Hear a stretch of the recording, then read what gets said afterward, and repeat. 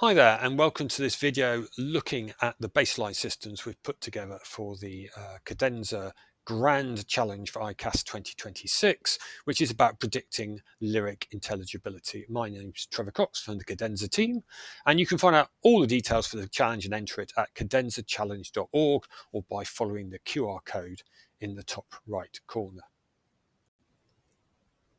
So I'm just going to talk about the scenario. If you've seen my other videos, you'll see this, so I'll go through it a bit quickly. But basically what we have is a listener listening to a piece of popular Western music. That's audio one. That might have hearings loss simulation on it. It might be the original track. And what they're asked to do is write down the lyrics they heard. And we calculate the lyric intelligibility from that, which are the fraction of words in the lyrics correctly identified. That's the target. So your task is to predict the target from audio one. So that's the kind of scenario you're working with. There's other metadata around and other stuff you can play with. You can look up online on our website for more details, but this is sufficient for us to look at what the baseline systems are. So there's a big field in speech intelligibility work. There's very little in lyric intelligibility, but there's a lot in speech. And so we've picked up a speech intelligibility metric and used it as is. We use STOI, short-term objective intelligibility, which is quite a common one. And now STOI is a double-ended measure, or you might call it an intrusive metric. And what it needs is it needs to have the corrupted speech or lyrics and the clean speech or lyrics. So what we have is we're comparing the audio heard in the listening test, which is the stuff which might have masking effects due to backing music or degradation due to hearing loss simulation on it. And we're comparing it to the vocals that are in the original singing. And that's what STOI is. So computing is doing that comparison. So the STOI is a correlation measure. So what you're doing is you're looking at time frequency representations of the two and doing a correlation, and that pops a prediction between 0 and 1. So in the listening test, you might be listening to something that has, might sound like this.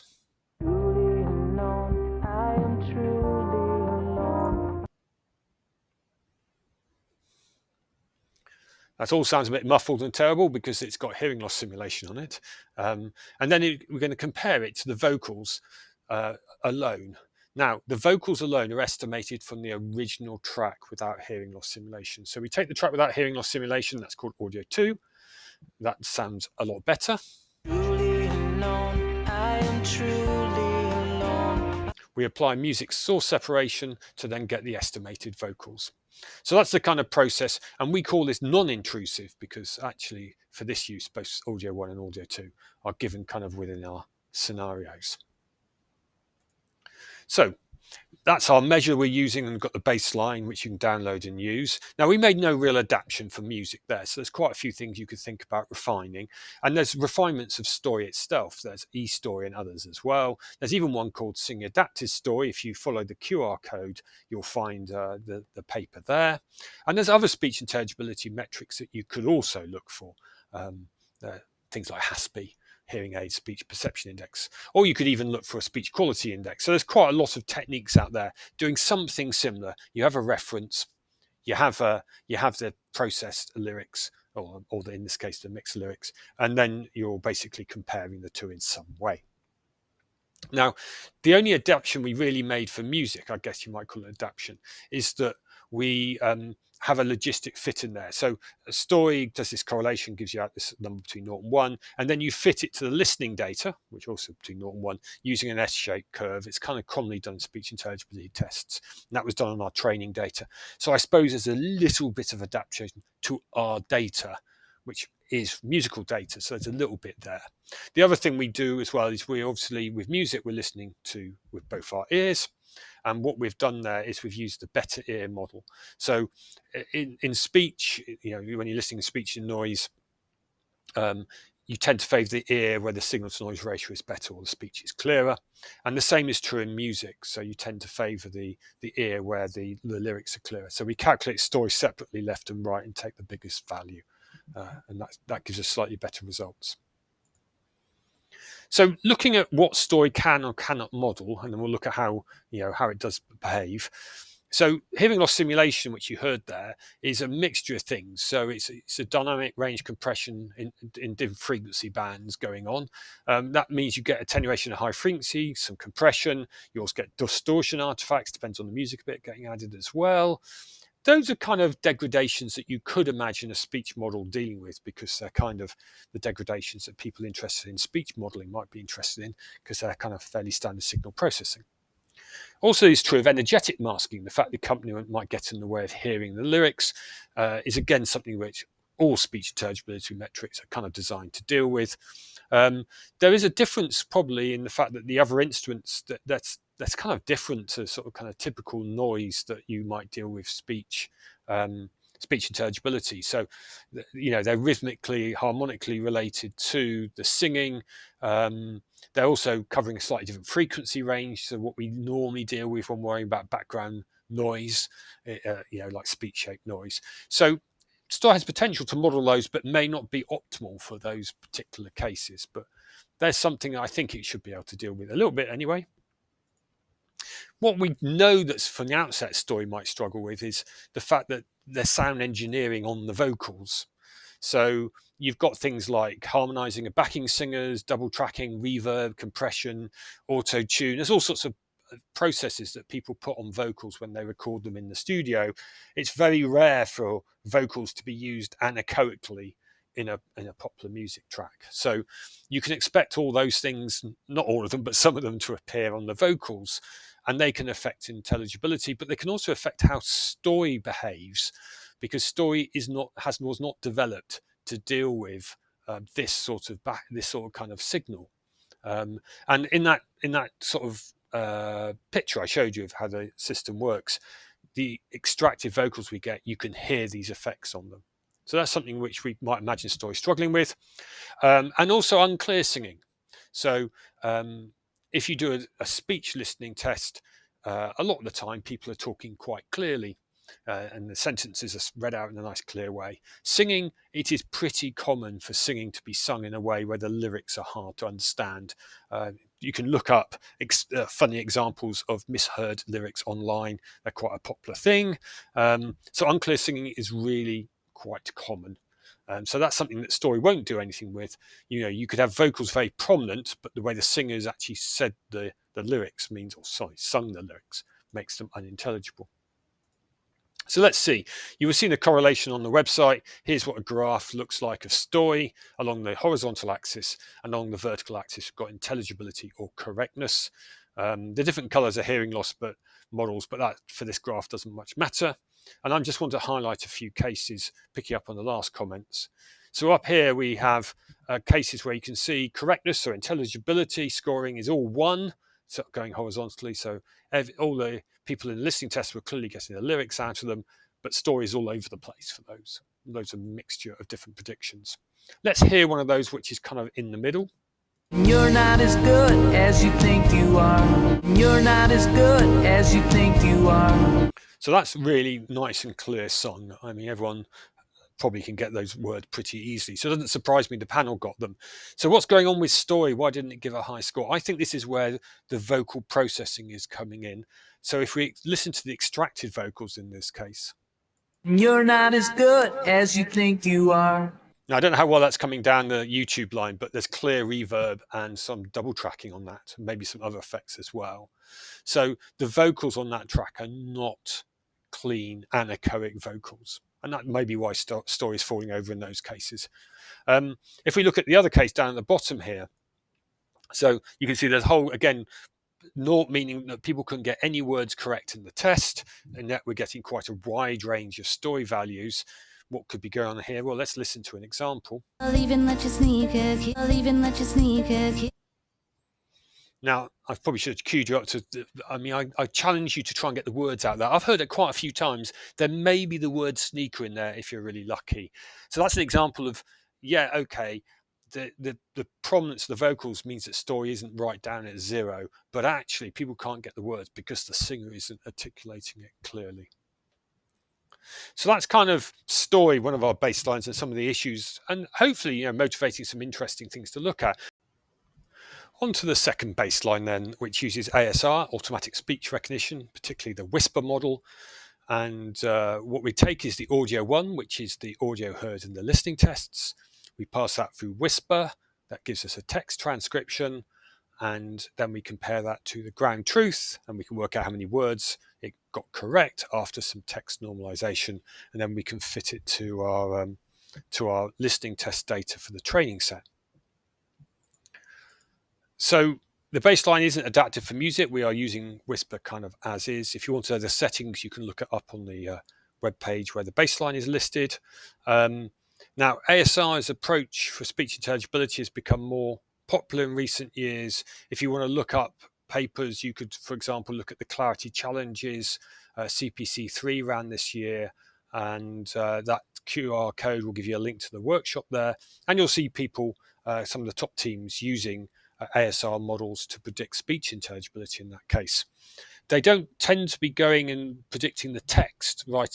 Getting the model, the ASR to predict the text. They're more likely to be getting a latent representation out of the ASR model and then performing a mapping to the target intelligibility that came out of the listening tests. Now, the reason to do that, I think the first motivation is really that you then don't need to know the ground truth text to actually be able to work out the intelligibility, which makes the method not intrusive. So I think that's probably the primary motivation. It's also potentially going to perform better. So maybe first adaptation of this baseline might be to try that. So if we think about ASR, I'm thinking about going down the list I had before for STOI, what would it model, what don't it? So we're looking at things like degradations, distortions, change in EQ due to hearing loss simulation, the energetic masking that is due to the accompaniment, those sound engineering on the vocals, the reverb and the layering and double tracking, etc. The fact that people don't sing clearly. Another one which I haven't mentioned before is actually differences between sung and spoken language, which affects kind of the language modeling within Whisper. If I look at just to give you an example of that, I work on both cadenza, which is looking at music, and clarity, that is looking at speech, and they both have corpuses. And so I compared the corpuses. So the left-hand one here is a word cloud where I've taken all the words that appear in the lyrics, the cadenza data set, which aren't anywhere in the clarity speech corpus. So this is lyrics, but not in speech.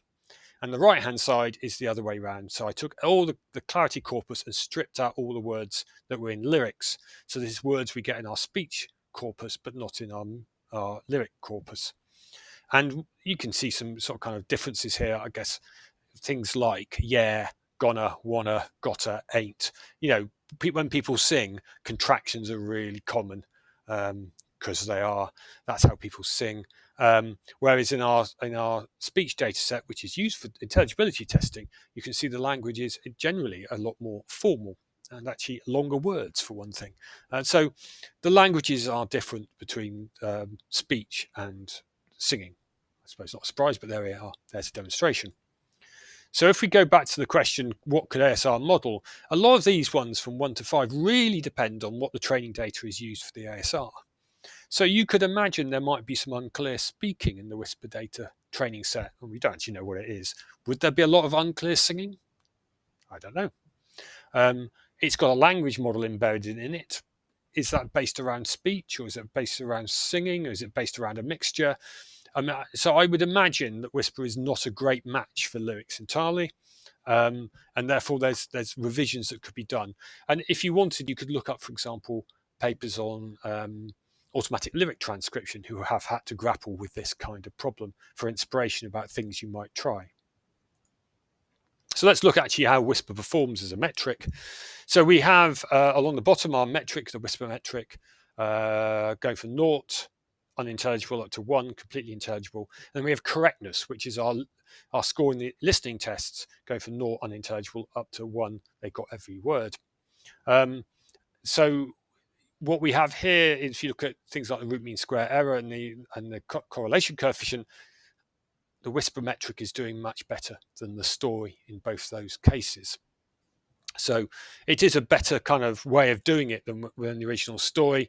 And we don't actually know the exact reasons, but I guess we might think about it can better deal with when the singer, how they sing and how they pronounce words, and the fact that vocals can be unintelligible more often than not, compared to speech. And that maybe that's the modelling it's doing, but we haven't actually. I don't know how we test that, but that's our assumption. It's something like that. We've also got hearing, so we can also look a little bit about how Whisper is doing and what factors are important. So if we look at hearing loss simulation, so we look at the root mean square error, we can see as we add hearing loss, then the root mean square error goes up, which I guess you might expect. So when you add some distortion and you add some compressions and stuff, that actually the correlations, the root mean square error goes up a bit, but not by very much. And so the implication there is probably Whisper is not doing too badly with modeling the degradations dealing with the hearing loss simulation, because the correlation for each of those cases is not, not the correlation, the OMSE error is not so different for each of those cases. We can also look at